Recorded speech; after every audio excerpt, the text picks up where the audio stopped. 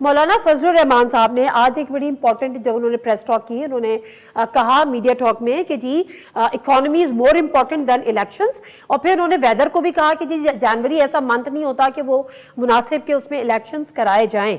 अब ये जो उनका बयान था ये किस कॉन्टेक्स्ट में था? क्या वो वाकई इलेक्शन नहीं कराना चाहते या इलेक्शन में जाना नहीं चाहते, या ये एक उनसे बयान दिलवाया गया, या कोई नहीं चाहता?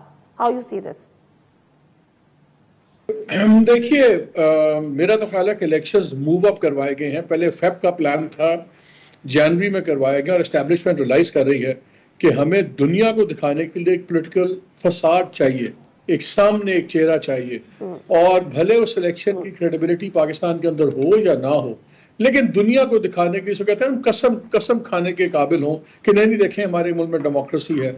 जनवरी में है, रिव्यू भी है IMF का, फिर जो सऊदी अरेबिया UAE वगैरह की कमिटमेंट्स हैं इनके साथ, वो भी इसी बेसिस पे है कि आप इंटरनेशनल फाइनेंशियल इदारों के साथ आपने इक्वेशन में रहना है, तभी हम भी आपके साथ चल सकेंगे, वरना हम नहीं चल सकेंगे। सो आई थिंक वो अब ये फैसला हो गया है कि इलेक्शंस तो होने हैं। मुझे जनवरी में फ्रैंकली पोस्टपोनमेंट किसी का नजर नहीं आती, ये वेदर शेदर के ऊपर। गॉड फॉरबिड कोई और चीज हो जाए बड़े, जिस तरह ये अंदोनाक 2 दिनों से चल रहा है, 100 लोग हमारे शहीद हो गए हैं, खुदा न खास्ता कोई ऐसी चीजें हो गई तो और बात है, लेकिन ये बर्फ सर्दी इस पे नहीं होगा। और मेरा ख्याल है जिस तरीके से नवाज साहब का भी रिटर्न प्लान हो रहा है, आज चीजें क्वाइट ऑब्वियस हैं।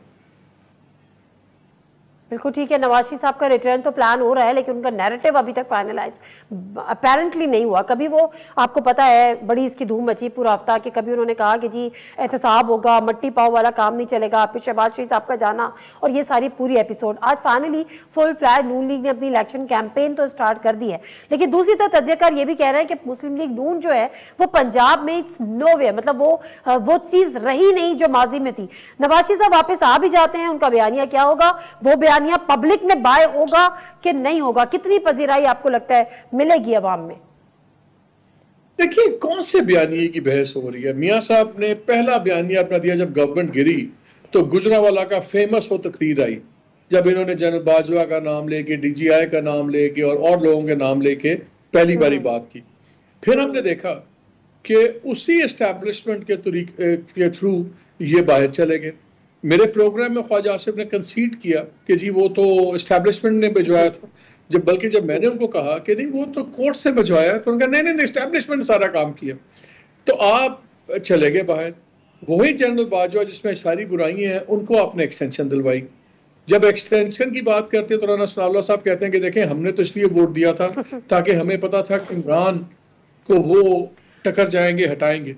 अब इमरान को गिराने के लिए इनको एक बाजवा लेड एडमिनिस्ट्रेशन चाहिए, इमरान को और इनकी पार्टी को बाहर रखने के लिए इनको आज की एस्टैब्लिशमेंट चाहिए। तो ये बगैर एस्टैब्लिशमेंट के तो ना बाहर जा सकते थे ना वापस आ सकते थे।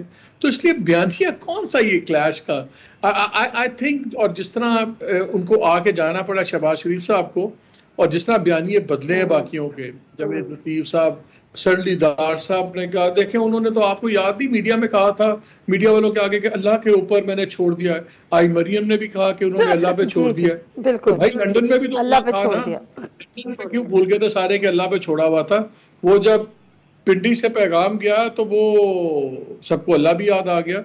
बयानिया कोई भी नहीं है, इनको सिर्फ एक ही टेंशन है, और मेरा ख्याल है ये बयान एक रीजन से आया था कि कल को ये बयानिया वापस भी हम ले लेंगे। आपको याद है जो सेकंड बयान जावेद लतीफ साहब का प्रेशर हुआ था वापस आके, तो उन्होंने कहा ठीक है जी वो नहीं कोई करना चाहते तो खैर है, ना करें, छोड़ देते हैं हम, मगर 9 मई वालों के साथ हिसाब किताब होना चाहिए कि ठीक है जी हम एस्टैब्लिशमेंट को टेक ऑन नहीं करते, establishment must deliver an absolute done and dusted Imran Khan और पार्टी। ये है इनका बयानिया, जो इनको पता है कि अगर एस्टैब्लिशमेंट कहीं इनके नजदीक खुदा न खास्ता उनकी बातचीत शुरू हो गई इमरान से, तो फिर आप इनका, फिर मैं बयानिया देखूंगा तो उस पर मैं कहूंगा कि क्या बयानिया है। अभी कुछ भी नहीं है। इनकी सारी सियासत एक PDM की डिपेंडेंट है दो चीजों के, एक जो इस वक्त एस्टैब्लिशमेंट इमरान के साथ उसमें कोई तब्दीली ना आए, इसी किस्म का रिप्रोच ना आए, और बाकी ये अब जो जितनी बात होगी अब देखिएगा पिंडी ड्रिवन होगी और ये लोग उनके साथ करेंगे।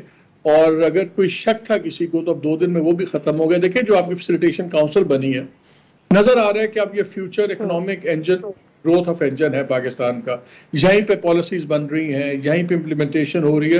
पहले इसका दायराकार इंटरनेशनल इन्वेस्टर्स थे, अब लास्ट 5th एपेक्स मीटिंग के अंदर इसके दायराकार में लोकल बिजनेस और लोकल इश्यूज भी आ गए। उसके जो ओवरव्यू कर रहे हैं वो CGS कर रहे हैं, one of the senior most generals in the army. तो नजर आ रहा है कि अब जब इकोनॉमिक एजेंडा है ये अब क्लियर हो गया, इंस्टीट्यूशन ने देख लिया भैया खाली मियाँ साहब पे या डार साहब पे नहीं छोड़ना, सिविलियन फसाद होगा but they will be partners. इतना ओपनली कभी ओनअप नहीं किया फौज ने।